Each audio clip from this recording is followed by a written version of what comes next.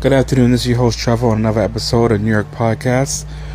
This afternoon we're going to talk about rising tensions in Delacey Detention Center, which is still an issue. It's an ongoing issue. It's an ongoing situation in Newark, New Jersey, centers around intense and volatile clashes outside Delacey Hall, Federal Immigration Detention Facility on Demorest Avenue.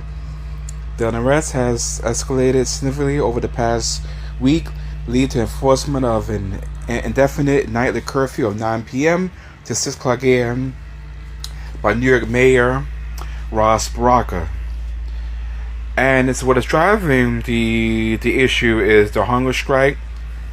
The unrest began on May 22nd, when more than 300 detainees inside the privately operated facility launched a hunger strike and labor strike as well. Detainees are protesting a lack of due process in their court cases and what they describe as squalid, inhumane living conditions, including filthy bathrooms and inadequate medical care.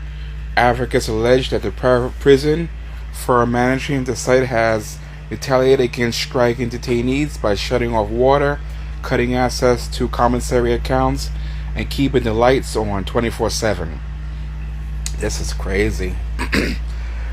The second escalating protests outside the facility has drawn hundreds of anti-ICE demonstrators, but the demonstrations have repeatedly devolved into chaotic, skimless federal versus state response. Federal ICE agents have utilized armored trucks, pepper balls, and tear gas to disperse crowds. This drew sharp criticism from New Jersey Governor Mikey Sherrill, who deployed the New Jersey State Police to take over security outside the perimeter to raise the temperature down and prevent further federal escalations.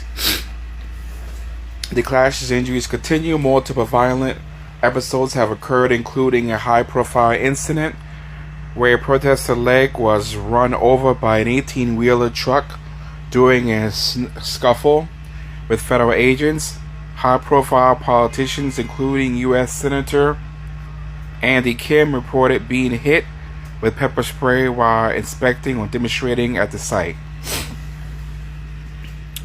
Outside agitators over the weekend, the situation grew more complex with the arrival of counter-protests, including members of the far-right Proud Boys. Governor, a sheriff, and state police reported that several recent arrests involved masked individuals and out-of-state agitators using aggressive tactics against law enforcement.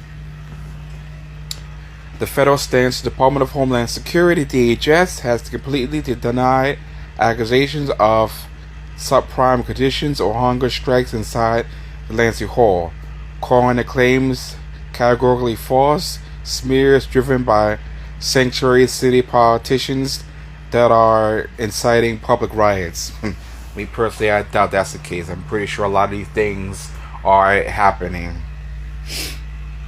And to move further, we're now going to talk about another point of attention in Newark, the airport. If you are referring to travel or infrastructure chaos rather than protests, Newark Liberty International Airport is simultaneously experiencing major friction.